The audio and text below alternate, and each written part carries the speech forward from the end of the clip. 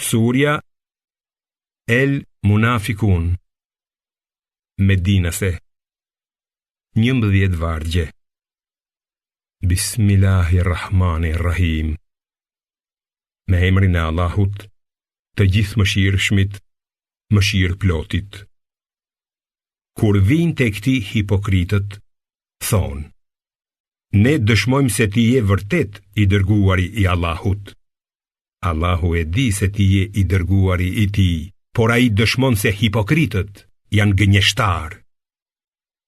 Ata i përdorin betimet e tyre si mask dhe i largojnë njerëzit prej rrugës së Allahut. Vërtet, shumë të mbrapshta janë punët e tyre. Kjo sepse ata fillimisht besuan, pastaj mohuan. Kështu që zemrat e tyre u vulosën dhe si pasojë ata nuk kuptojnë më. Kur i shihni ata, pamja e tyre e bukur ju mahnit, e nëse flasin, ju i dëgjoni fjalët e tyre. E megjithatë, ata janë si trungje të mbështetura. Ata kujtojnë se çdo thirrje që dëgjojnë është kundër tyre. Ata janë armiqtë e vërtet. Andaj ruajuni prej tyre. Allahu i vraft, sa shumë që janë larguar nga e vërteta. Kur u thuhet atyre, ejeni se i dërguari i Allahut do të kërkoj falje për ju, ata tundin kokat e tyre dhe i sheh ata të kthehen me mendje madhësi. Njësoj është, u lute për faljen e tyre apo nuk u lute, Allahu kurse si nuk do t'i falë. Në të vërtet, Allahu nuk e udhëzon popullin e pabindur. Ata thonë: mos u jepni kur gjë atyre që janë me të dërguarin e Allahut, me qëllim që të largohen prej tij.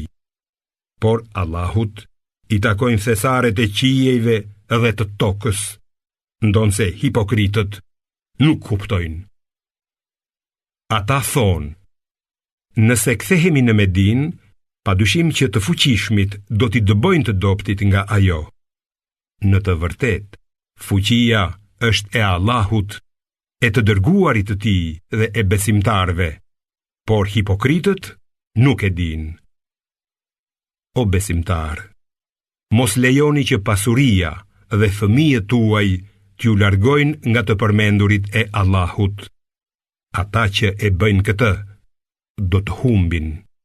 Prandaj, jepni prej atyre mirësive që ju kam dhënë unë, para se t'i vijë vdekja ndonjërit e ai të thotë: o Zoti im, sikur të më kishe lënë edhe një kohë të shkurtër në jetë, do të kisha dhënë lëmosh dhe do të bëhesha ndër të mirët.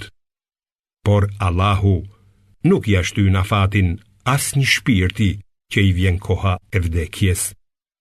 Allahu e di mirë gjithçka që bëni ju.